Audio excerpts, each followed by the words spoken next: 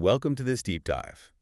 Today, we're plunging into something I think, well, pretty much all of us wrestle with at some point. Hmm. That really persistent, nagging feeling of what ifs and past regrets. Yeah, those thoughts that just keep replaying things, imagining different outcomes. Exactly. So we're going to explore why these thoughts feel so sticky, and what we can maybe learn from both modern psychology and, interestingly, ancient philosophy to kind of loosen their grip. And live more fully right now. That's the goal, right? Precisely.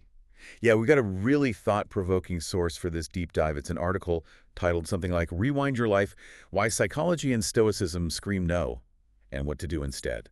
That title definitely grabs you. And it dives really deep into this common human thing. And it kicks off with a scenario that's just, wow. Right. Very powerful, very relatable. Totally. So picture this. A daughter asks her mother, just kind of out of the blue, Mom, if you suddenly traveled back in time to when you first met Dad, would you still marry him? Oof, yeah, gets right to the heart of things, doesn't it? It really does. And the mother's immediate response, maybe she's tired, maybe reflecting on hard times, she just says, of course not. Just like that. Yeah. She explains, the years have been difficult, and knowing everything she knows now, she wouldn't make that same choice again. Which sounds like such a raw, honest reaction. I mean, you can imagine feeling that way when things have been tough. Absolutely. But then the daughter delivers this quiet, but just incredibly impactful reply. Hmm. She says, Mom, if you hadn't married Dad, I wouldn't exist. And silence, I imagine. Right. That just shifts everything instantly. Yeah, the mother's caught, completely caught in this painful conflict. Her desire to maybe change a past decision that feels heavy now, clashing right up against the undeniable value of the present outcome, her daughter. It's that impulse to fix the past, hitting a brick wall named reality, the good parts of the reality she actually has. Exactly. So our mission for this deep dive is really to unpack why these kinds of questions cause us so much pain, fundamentally.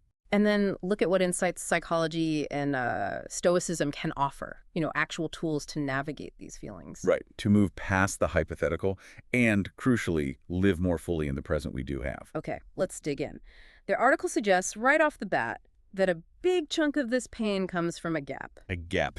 Yeah, the gap between our expectations, or maybe just our desires, what we wish had happened, and the reality of what, actually happened. Okay, I see. So from a psychological angle, this is interesting. Suffering often seems to pop up from unrealistic expectations. That's a key point in the piece. Wanting things that are simply way outside our control. Like the example they use. Wishing you were the richest person on earth. Right. The desire itself creates angst because achieving it is, largely out of your hands. Exactly. And when we apply that to past choices, there's this specific psychological pattern. The path not chosen. Yes. I think I know this one. We tend to look back and think the grass was greener on the other side. Precisely. Psychology shows we have this really strong tendency to idealize the choices we didn't make. We just sort of assume the alternative must have been better, smoother, happier, whatever. Like the mother in the story, just assuming life would definitely have been happier with someone else. Right. And in doing that, we conveniently forget, or maybe just ignore, all the potential downsides, the hidden risks, the completely unknown difficulties of that other path. Yeah, the article makes that point. If she had married someone else, who knows? Life might have been even worse. It's pure speculation. It's a fantasy, not a guaranteed better outcome. And this idealization gets a huge boost from how our memory works, or sometimes doesn't work quite right. Memory distortion. Memory distortion, how does that play in? Well, when we look back, especially if we're feeling a certain way now, we often unconsciously cherry-pick memories. We recall facts or feelings that support our current beliefs. Ah, I see.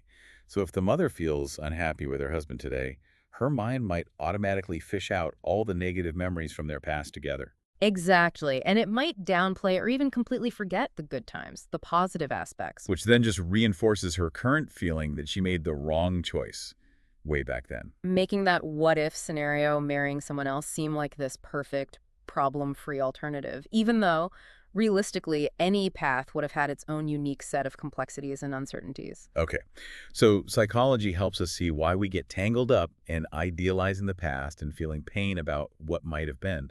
But then the article shifts gears, right, to the Stoics. Yeah, and it's a powerful shift. The Stoic perspective offers a radically different way to frame all of this. Different how? Well, their viewpoint, as the article lays it out, is incredibly direct. It basically says regret and all this what if thinking about the past, it's fundamentally meaningless. Meaningless. That sounds harsh. Maybe, but their reasoning is logical. It's meaningless because the past is simply unchangeable. What's happened has happened. It's done. So they see past events, even our choices, as fate. Essentially, yes. Things that were destined to happen because they did happen. It's a closed loop. Okay. The article had an analogy for this, didn't it? Something about gravity. That's right. Just like we don't sit around resenting gravity for making things fall, the Stoics argued we shouldn't resent our past choices or their outcomes. They are now fixed facts of the universe. You can't change them, so getting emotional about them, regret, wishing is wasted energy. It's outside your sphere of control. Completely. Investing emotion there is pointless, according to them. Okay, that makes a strange kind of sense. Don't waste fuel trying to power something that's unpowerable. So if the Stoics say ditch the regret, how do they suggest we handle these feelings when they inevitably pop up?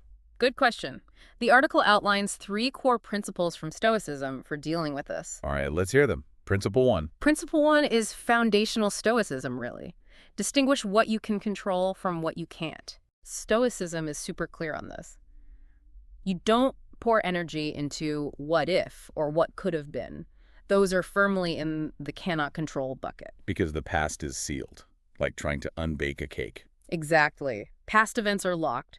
Dwelling on regret achieves nothing in terms of altering what happened. It's totally useless for that purpose. So the only thing we actually control Is our choices and actions right now, in this present moment. That's where the focus must be. How you choose to think, how you choose to act, how you choose to live today. The article mentioned a parallel with Buddha, right? Refusing to answer certain questions. Yeah, about the afterlife and stuff like that. Questions that couldn't be verified and didn't actually help someone live better now. Same core idea. Focus your energy where it makes a tangible difference. Yeah, makes sense. Principle 2. Principle 2 is amor fati. Love of fate. Sounds potentially passive, like just giving up. That's a really common misunderstanding, and the article tackles it well. Amor fati isn't about passively accepting future events you can't predict or control. It's specifically about accepting past events. Accepting them because they already happened. Precisely. Accepting them as inevitable because they are now part of history. The goal isn't resignation, like, oh, well.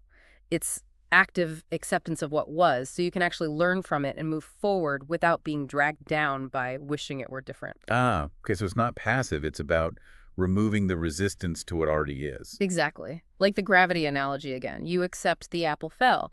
You might learn why it fell. Maybe the branch was weak. Maybe it was ripe. And then you move on. You don't stand there shaking your fist at gravity. Right.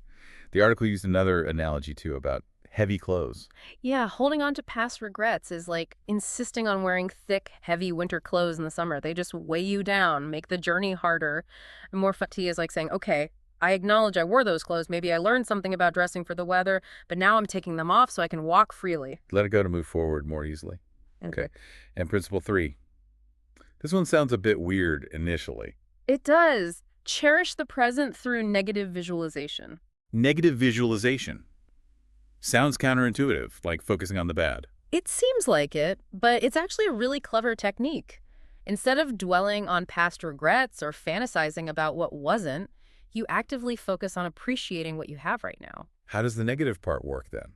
The technique involves, deliberately, just for a moment, imagining losing something precious that you currently have. The goal isn't to wallow, but to use that brief imagined loss to dramatically increase your appreciation for its current existence. Okay, so apply that to the mother in this story. Instead of agonizing over the, what if I hadn't married him? She uses negative visualization. She briefly imagines never having married him, and what's the immediate, unavoidable consequence of that thought experiment? Her daughter wouldn't exist. Exactly. That hypothetical loss instantly throws into sharp relief how incredibly precious her actual present reality is, the reality that includes her daughter. Wow. Yeah, that shifts the focus immediately from a speculative, painful past what if to a concrete, valuable present I have this. Right. The article brings in Epictetus here, that Stoic philosopher. He apparently said something like, when you kiss your child or your loved ones, cherish that moment because each kiss might be the last. Which sounds morbid, but the point is appreciation now. Exactly. Maximum appreciation for the present moment because it's all we truly have. So for the mother, instead of getting trapped by that impossible question about a past she can't alter, She can use that energy instead to, what, hold her daughter tight? Treasure their time? Love her deeply right now. precisely, that's what she actually controls in that situation. Her present actions, her present appreciation. Okay, that makes a lot of sense. Yeah. And this all ties into the bigger message of the article, right? Letting go of regret to live more fully now. Absolutely. And the author drives this home with a really candid personal story. Oh, right, the anecdote about the ex-girlfriend. That was quite raw. Yeah, sharing the memory of saying something incredibly hurtful. If I could choose again, I wouldn't choose you. Ouch. And then describing the deep regret felt later for those words. Words probably spoken out of pain, maybe using that same flawed path not chosen logic. And wishing, looking back, that they'd known about Stoicism sooner. Not necessarily to have avoided the breakup, maybe, but to have responded with more rationality, more acceptance of what was, instead of causing extra pain that then led to more regret. A vicious cycle. But the Stoic lesson still applies even to that regret, doesn't it? Dwelling on having said those words, feeling bad about it. Ultimately, it's pointless in terms of changing the past. Right. The past is fixed. Those words were said. You can learn from it, you can apologize if possible, but you can't unsay them by regretting them. So what really matters is? What you do now? Always. Yeah, the call to action from the piece felt really clear on that. Stop getting stuck drowning in regret over the past. Instead, grab the present moment.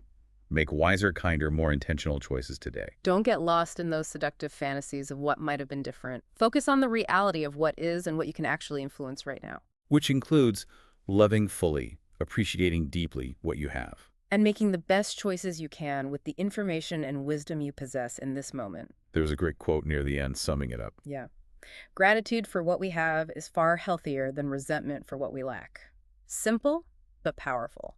Okay, so to kind of wrap up the key takeaways from this deep dive into the article, psychology helps us get why we feel the sting of what-ifs, right? It points to those unrealistic expectations, how we idealize the paths we didn't take, and how our memory can basically play tricks on us. Exactly. It explains the mechanism of the pain.